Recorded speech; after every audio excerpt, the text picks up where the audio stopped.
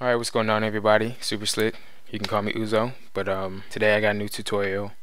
Basically it's about 808s and bass. Lining it up right. We're not doing mixing today, but I'm just going to show you guys a couple tricks that you could use to really get your bass to sound the way you want it and sound the way you hear it on the radio. First thing, most important, is picking the right 808. You got to get some good samples. But first of all, we go through a couple 808s. The one I've chosen for this track is this one here. I don't know if you can hear it, but there's no kick, so I get straight bass. It all depends on what you have. I already have a kick here that's really punchy that I'm going to use. So whenever you're choosing your bass, if you're just going to choose 808 and you're not going to lay your kick on top of it, then you would go for something like this. Something that already has a kick in it. Like that, for instance. Some 808s come with a kick at the very beginning and some are just bass. So since I already have a kick, all I need is the bass. I don't need that initial attack with the kick. The next thing is editing your wave file. Now I have the same bass here, and if you listen to it, this is straight from the sampler, so I just drag this in. And then I have this bass here, which I'm using for the track, and you can hear the sound, sorry, how much shorter it is. What you do, you go ahead and click on your channel. You come up to insert, and as you can see, I have it edited here under volume. This is, you don't need to really touch anything else unless you know what you're doing. But on the original here, you can see it's not edited. So what you need to do, I'll explain what these controls mean, or the ones that I know about. What you need to do is go ahead and click on time and light that up. Then you bring the attack all the way down. So this is when you click on the sound, how fast it takes for you to hear it. If you bring the attack up, that's gonna show you the curve.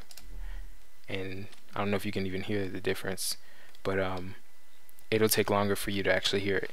So we bring this all the way up, so whenever we put the notes down, we hear it immediately.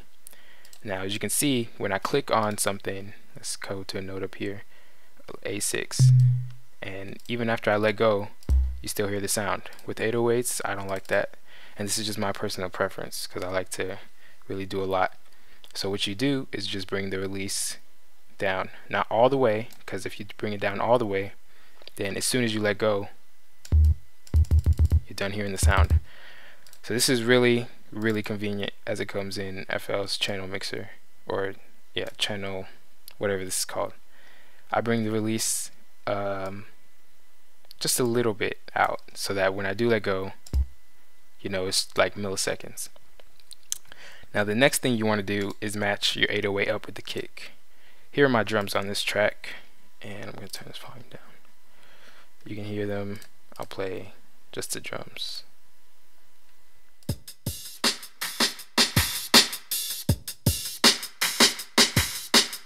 So what I'm going to do is click right on my drum track, click this green light, and I will press Control C and hold Control as I press C. Then I go to wherever I want the 808s, and I click on the 808 channel.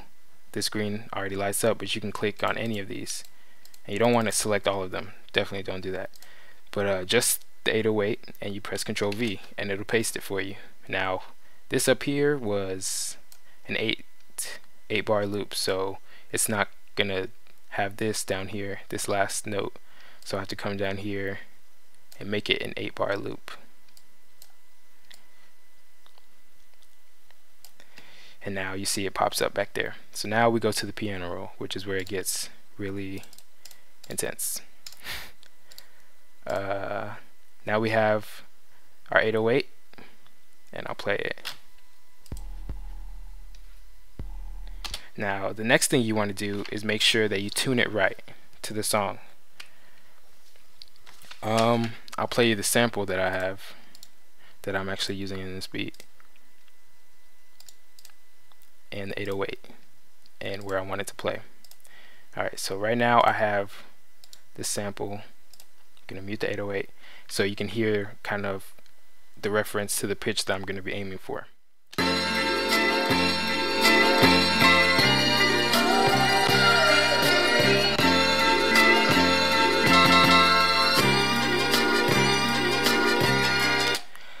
So we have to get the 808 to match as much as possible, and this is where it gets a little bit confusing.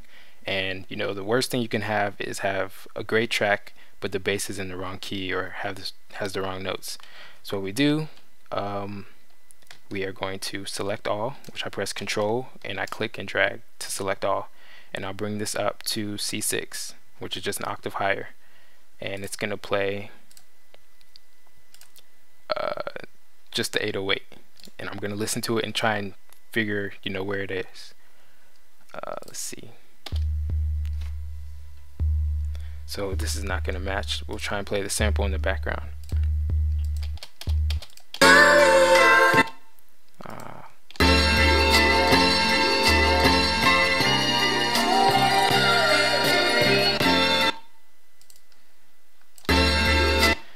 So it's going to take a while and it might sound a little muddy, so I'm actually going to pause the video and do this. Alright, so I found out where the first few notes are. Let's see. Alright, so I found out, you know, where the first few notes are to get it to sound right. We have the sample and we have our 808, so let's play it. And a good way to be able to find out the pitch and where you want your 808 to hit is actually to bring it up from the C5 octave up to about C6 and sometimes C7. So we're going to do that. Control, drag, and press Control and the up arrow key, which will transfer it up an octave instantly on the same note. So we're going to play this.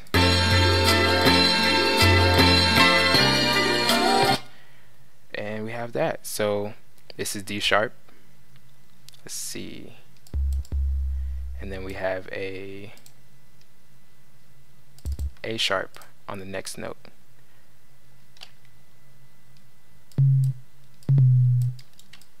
So we can click and drag this, and the way I did that was same thing, Control, click and drag, and then I press Shift and I clicked and dragged that. So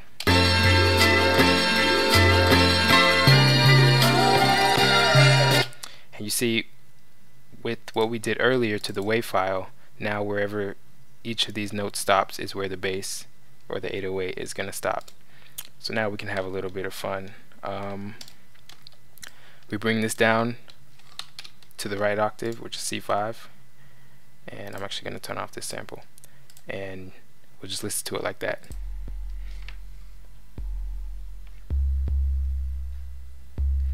So now we have the ability to really do a lot more in terms of different pitches and different notes of the 808. Now if I wanted to do something like play this and have a slide, for instance, we can have that. And what you do to get the notes to slide, I'll actually bring the second part up an octave. You click, and this is in FL Studio 10, and if you hold it, you can see this thing here changes. So every time you click a note and hold it, it'll change. So what we're looking for is the triangle, and that's our slide. You can bring this, and you usually want to slide it at the end of the note playing. So let's listen to this. Okay, you can't really hear that. Actually, let's turn this around and put a slide here, and we'll bring it up a little earlier so you can hear.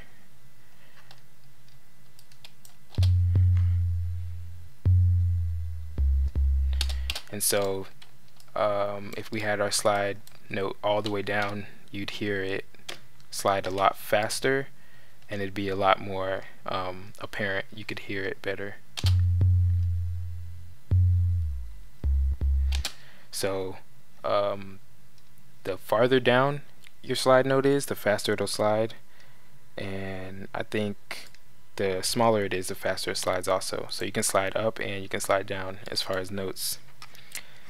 And that's really, with 808s, you have so much now because we did this editing here in the channel editor. we have so much flexibility with our 808. We can do notes and stop them when we want. You can do little stutters if you want to do, let's see,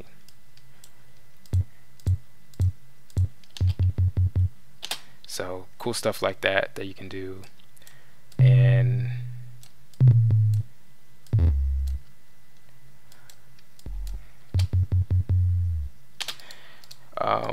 last but not least, I actually have the 808s done for this track, so I'm going to show you guys what I did. But it's on 8th channel.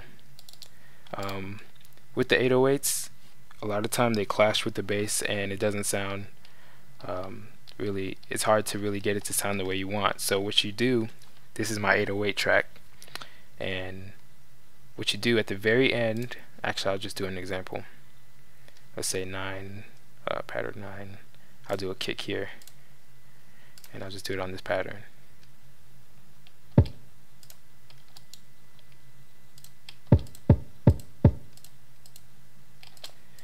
So I have this kick hitting on every 4th note. Now I'm gonna do like we did earlier and put the 808 on there too, send it to the piano roll, and I'm gonna have the notes actually a lot smaller. And the way I'm editing the notes without it snapping to the lines is when you click on the end of the note, then you press and hold the Alt key, and you can edit the length. What you want to do at the end, when you have the 808 the way you want it, everything's, you know, tuned right, then you want to actually, if you listen to it now, it's going to clash. Let's bring this up.